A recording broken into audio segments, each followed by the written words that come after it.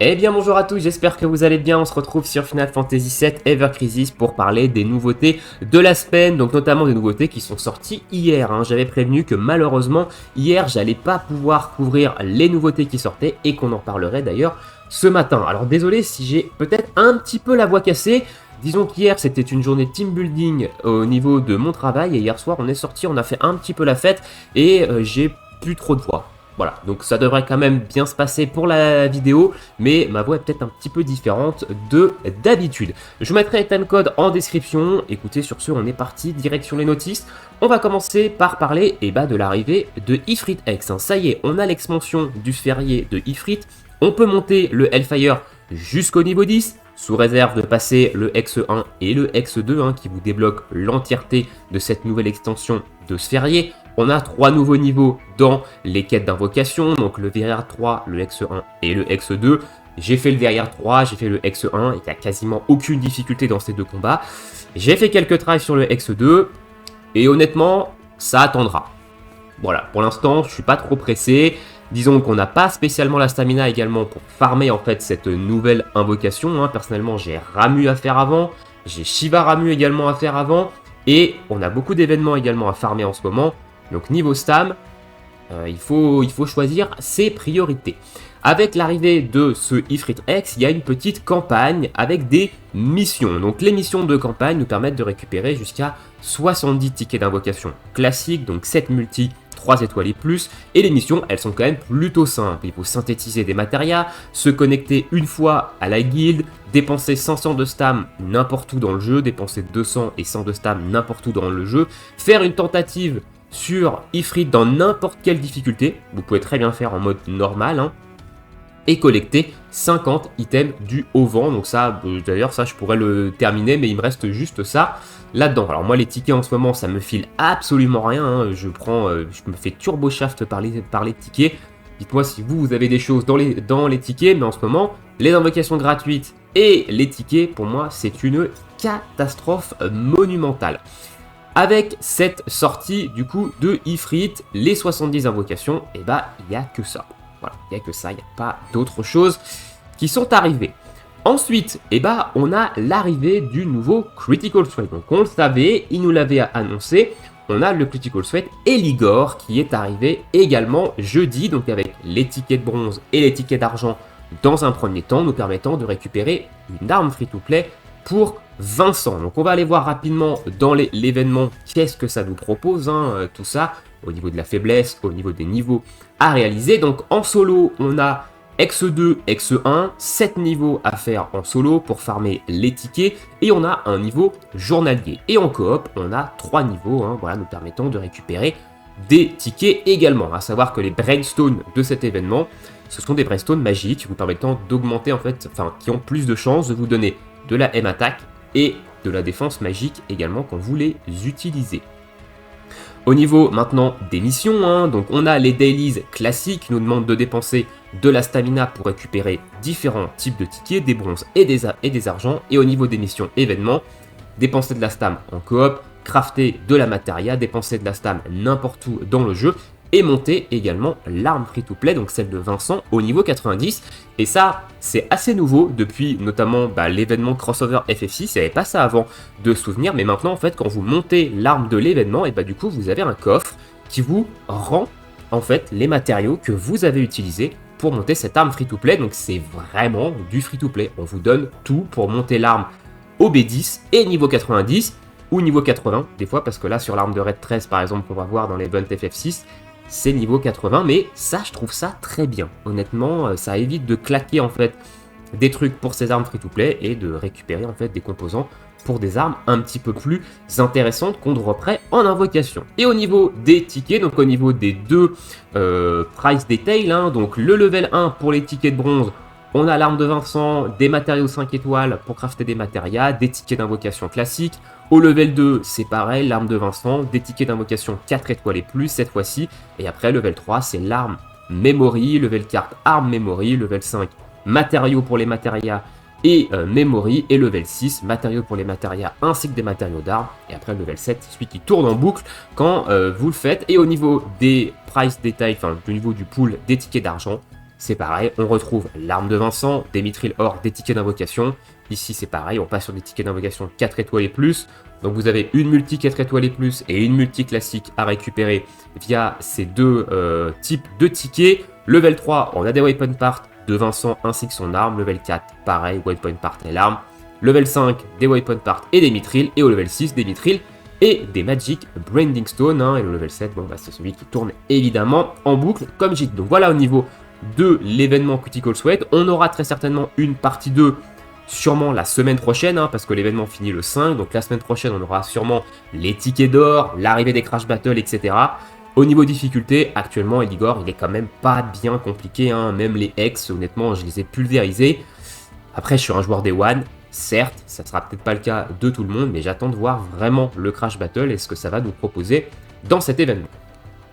Ensuite, au niveau des événements, toujours, on a le Frenzy Battle sur le dernier Critical Threat, le Rad Nakyu. Donc vous pouvez récupérer jusqu'à 1000 cristaux, enfin 1000 cristaux, parce qu'il y a eu plus de 500 personnes qui ont réussi à battre le Crash Battle, donc que ce soit Crash Solo ou que ce soit Crash Multi. Donc ça fait plaisir, c'est un petit pampa que vous allez devoir one-shot, il vous file 1000 cristaux et c'est cadeau. D'ailleurs, vous pouvez retrouver mon nom dans les tableaux solo et dans les tableaux coop. Ça fait toujours plaisir d'avoir sa petite plaque ici sur le nom. Alors je sais plus sur quelle page je suis. Je crois que je suis assez loin parce que je suis dans les derniers. Le Crash Battle, je les donne assez tardivement avant la fin de l'événement. Mais voilà, je suis là. En plus, il est encadré, votre nom. Donc, dites-moi si vous avez votre nom affiché sur ce tableau. Ça n'apporte absolument rien, évidemment, c'est juste de la satisfaction personnelle là-dedans. Au niveau des événements, on va maintenant parler du crossover FF6. Donc on a eu l'annonce on a eu l'arrivée plutôt de la partie 2 de ce crossover. Et on va commencer avec la campagne qui est venue avec ce crossover là. Donc on a un logging bonus qui nous permet de récupérer 3000 cristaux sur 3 jours, donc 1000 cristaux par jour. On a également des nouvelles missions dans le panel de missions qui nous permet de récupérer un chocobo particulier avec des petites étoiles de rang B en plus, et actuellement on ne connaît pas ses stats. J'espère que les stats elles seront pas éclatées au sol comme le chocobo Bahamut qu'on a pu avoir à l'anniversaire par exemple, mais ça fait toujours un chocobo collector. Voilà, donc ça, pour les petits collectionneurs, ça peut avoir son importance. Et ensuite, on va avoir un autre login bonus, on a un autre login bonus qui nous donne jusqu'à 6 Lottery Box ainsi que 1500 cristaux. Donc en tout, en login bonus, on a 4500 cristaux et les 6 item box. Ensuite, vous avez une campagne qui augmente de 100% les drops dans les quêtes premium. Donc ça, c'est plutôt cool, on double en fait les drops dans les quêtes premium. Intéressant si vous avez des memories de personnages à farmer, par exemple. Et au niveau des missions panel, on va aller voir ça maintenant, ce que ça donne. Alors j'en ai complété certaines, il me reste celle-ci.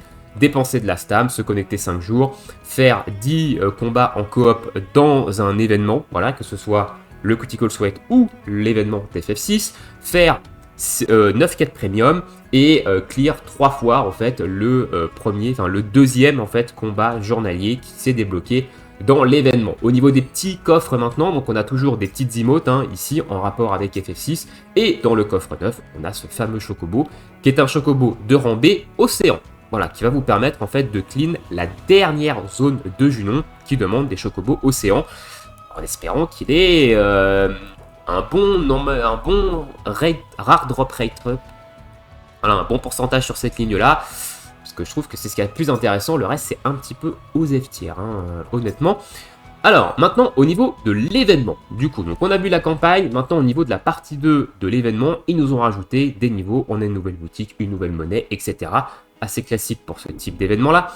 Au niveau des événements de mission, du coup, donc on nous demande de récupérer des expéditions Chocobo, de dépenser de la stamina pour récupérer le fond d'écran à l'effigie de Sephiroth et de Tifa, de monter l'arme de Red 13, du coup free to play de Red 13 niveau 90, faut que je la monte 90, j'avais pas vu qu'il nous rendait d'ailleurs les matériaux, mais il faut la monter niveau 90 parce que vous obtenez ce coffre qui vous rend en fait les matériaux que vous avez utilisés. Ça c'est vraiment très très cool ici.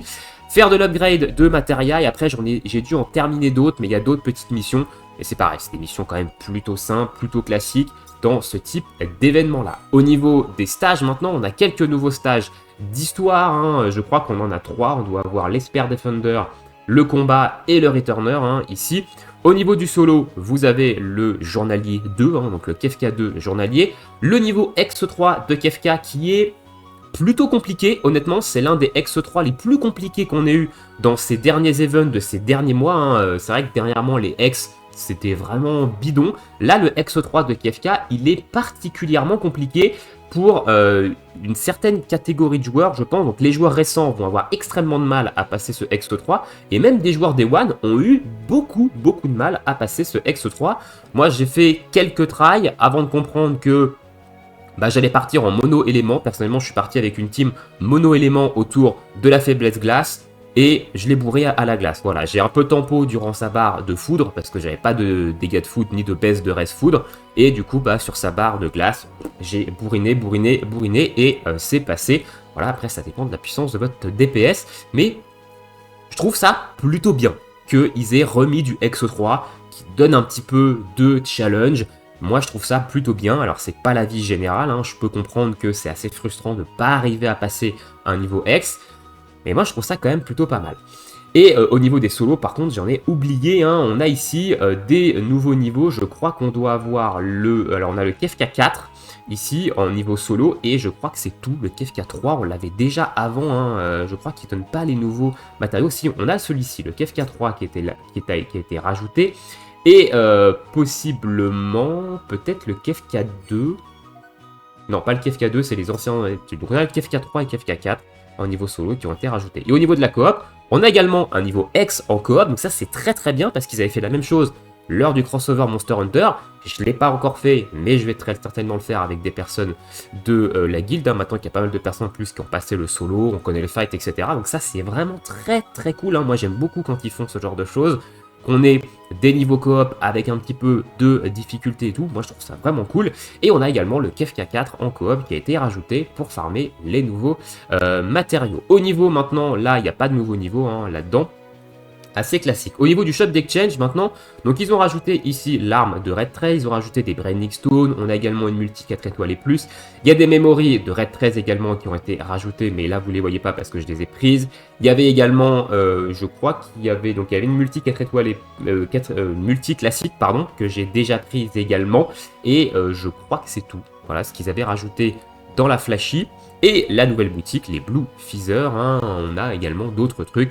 Mithril Or, il y a des Mithril Lingo aussi que j'ai déjà pris, matériaux pour les matérias, une 5 étoiles Thunder, hein, avec ici le Lightning Pots et des HP, en priant que ce soit une matéria plutôt sympa, parce que c'est très compliqué, je trouve, d'avoir des matérias intéressantes avec ces matérias d'event. Déjà, il faut avoir des 5 stars, en dessous de 5 stars, c'est pas super intéressant, et pour les 5 stars, il faut avoir des procs là où il faut. Hein.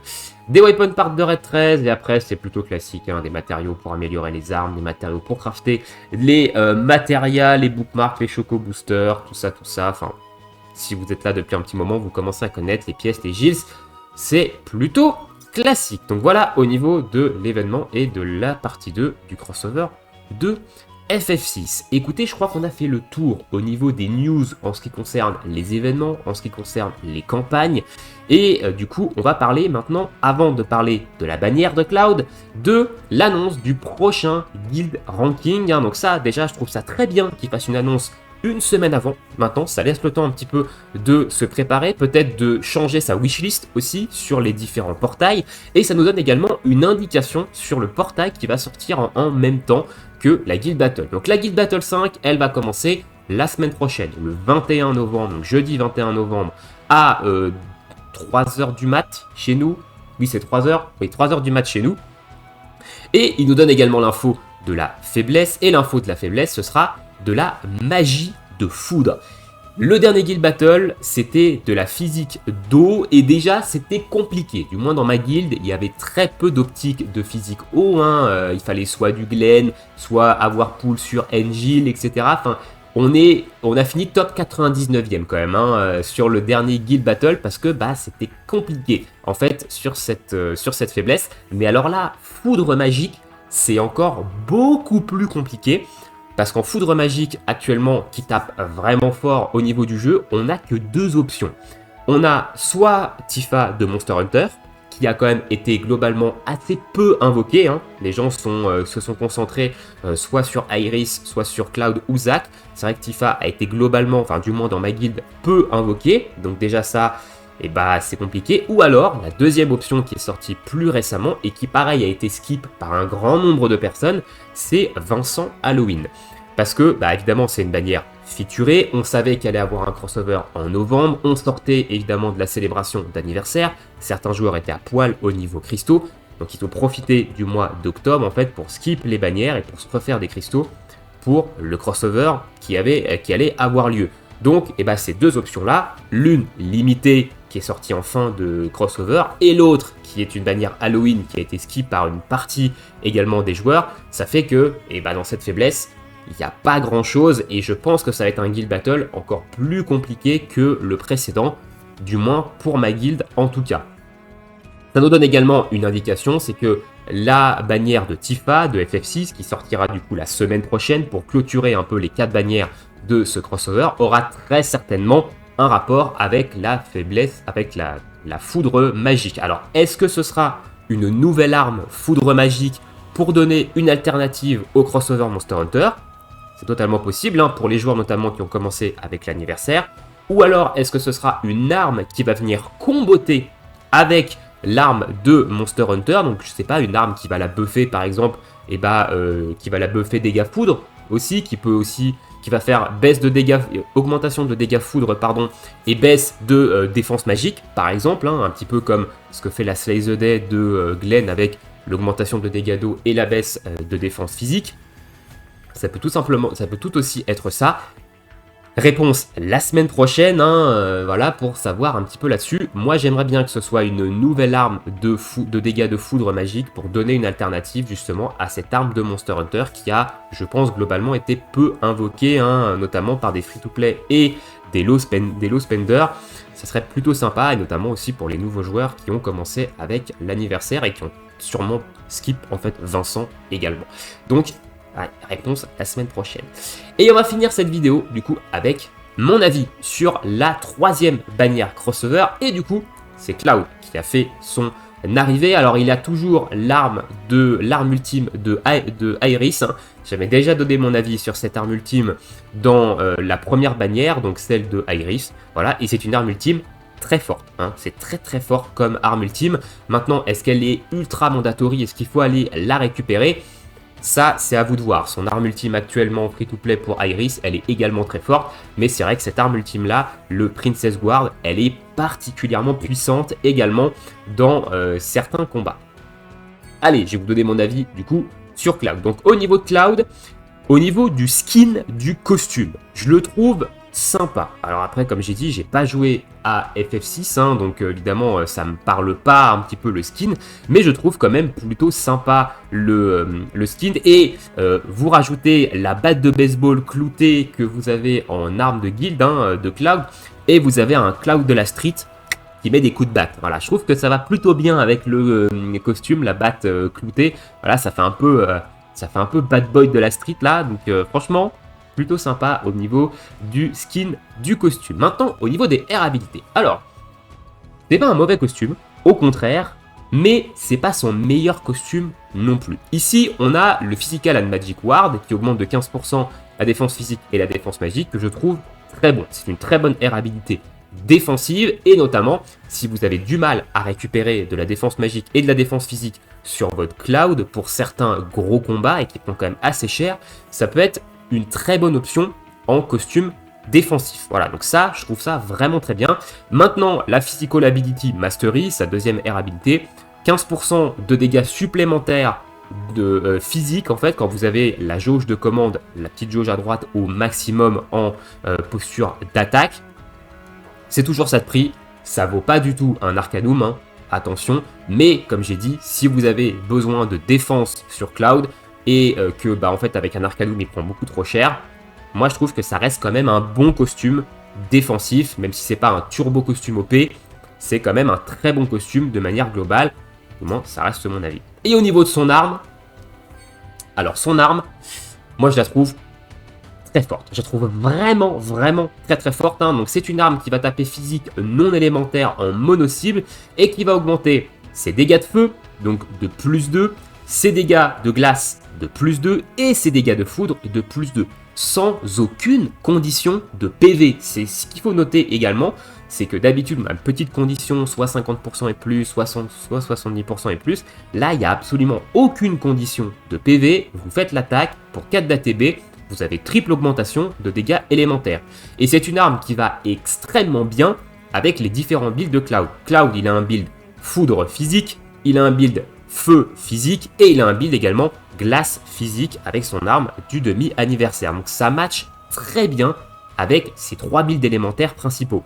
Donc moi je trouve que c'est une arme vraiment très très forte. Au niveau de ses air habilités, on a également de très bonnes air habilités parce qu'on va retrouver de l'attaque, donc ce qui est très bien parce que la P-attaque, justement, il y en a notamment sur l'arme de foudre et l'arme de feu, donc vous allez très vite monter au niveau 7, surtout que vous allez très certainement mettre des subs qui donnent de la P-attaque, donc avoir de l'attaque ici, je trouve ça très bon en air habilité, et du boost d'habilité, et bah c'est également très bon, parce que globalement vous allez aller chercher du potentiel élémentaire, donc de la puissance élémentaire, dans l'un des 3 éléments, vous allez récupérer peut-être une petite arme qui va vous donner également de la puissance physique, donc du boost de Physical Ability Potency, et du coup, et bah ça, c'est également un boost qui est pas négligeable, parce que si vous arrivez même avec un level 4, vous avez quand même un 22% de dégâts supplémentaires quand vous êtes au max de votre jauge, et c'est des dégâts physiques et magiques.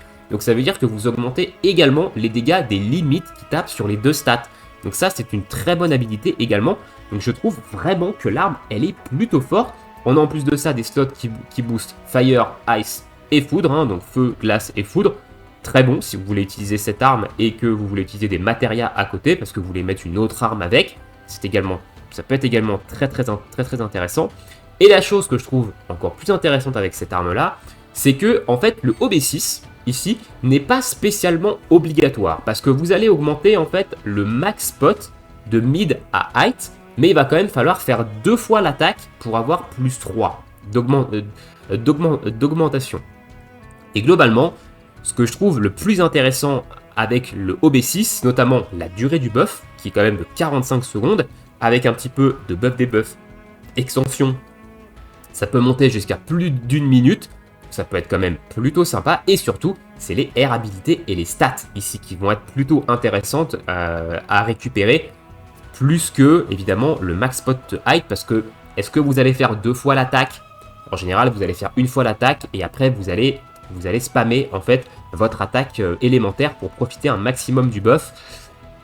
Voilà, après, chacun voit évidemment comme il veut, mais globalement, le OB6, c'est surtout pour aller récupérer pas mal de statistiques et aussi améliorer les air habilités, plus que le max spot height, voilà, qu'on va peut-être pas trop utiliser. Donc globalement, je trouve que c'est une arme extrêmement forte sur Cloud. Pour des joueurs Day One qui, en plus de ça, ont ces 3 armes physiques, ça peut être une excellente arme à mettre en combo. Et voilà, je trouve que c'est vraiment une arme très forte. Alors, est-ce que je vais invoquer? Parce qu'évidemment, je dis que c'est une arme très forte. Moi, j'ai les 3 builds également. Pour l'instant, j'attends de voir Tifa la semaine prochaine.